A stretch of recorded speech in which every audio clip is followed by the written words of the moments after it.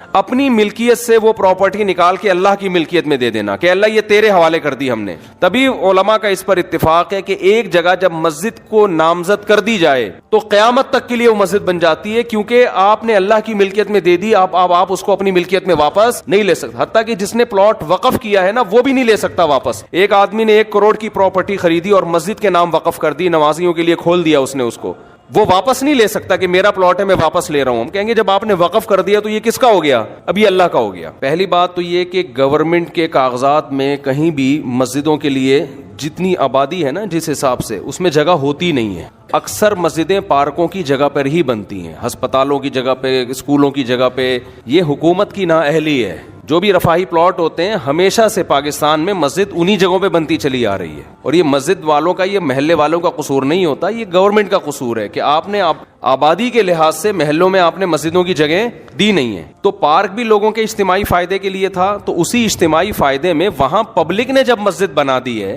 تو پبلک اس پہ راضی ہے کہ ہم پارک سے زیادہ کس کو فوکس کر رہے ہیں؟ مسجد کو فوکس کر رہے ہیں. کیونکہ پارک میں لوگ 24 گھنٹے میں زیادہ ایک دفعہ جائیں گے نا, تو لوگوں کو پتا ہے فلاں جگہ پارک ہے, فلاں جگہ گراؤنڈ ہے, وہاں جا سکتے ہیں. مسجد میں کتنی دفعہ جانا ہے؟ 5 دفعہ جانا ہے. جب وہاں مسجد کی جگہ نہیں ہوگی تو لوگ پارک میں بنائیں گے مسجد. دوسری بات, اگر پھر بھی یہ کام اللیگل تھا, 25 سال کا عرصہ کوئی کم ہوتا ہے کیا؟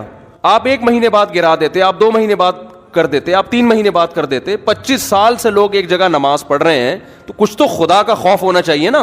25 سال سے ایک جگہ فجر کی نماز ہو رہی ہے, ظہر کی ہو رہی ہے, عصر کی ہو رہی ہے, مغرب کی ہو رہی ہے, عشاء کی ہو رہی ہے, رمضان میں تراویح ہو رہی ہے, عید بقرعید ہو رہی ہے, وہاں جمعے کی نمازیں ہو رہی ہیں, عید الفطر عید الاضحیٰ کی نمازیں ہو رہی ہیں. 25 سال سے محلے والے وہاں ایک کراؤڈ ہو رہا ہے, بہت بڑا اجتماع ہو رہا ہے, اس کو آپ لوگوں کے جاگنگ کے لیے اور چہل قدمی کے لیے آپ گرا دیں. تو یہ جب اللہ کا خوف نہیں ہوگا تو پھر یہ کام بہت آسان ہے. ویسے بھی لوگ مینٹلی ایک چیز لوگوں کے ذہن میں, محلے والوں کے ذہن میں بیٹھ چکی ہے کہ یہ عبادت کی جگہ ہے, یہاں ہم نماز پڑھتے ہیں. آپ خود سوچو, وہاں جب وہی لوگ وہاں آ کے دیکھیں گے کہ یہ مسجد تھی جہاں اذانیں گونجا کرتی تھیں, جہاں نماز 25 سال سے ہوتی آ رہی ہے, وہاں کیسے غیرت مند آدمی اس پارک میں ٹہلے گا؟ کیسے غیرت مند لوگ کہیں گے یہ اللہ کا؟ دیکھو مسجد کا مطلب کیا ہوتا ہے,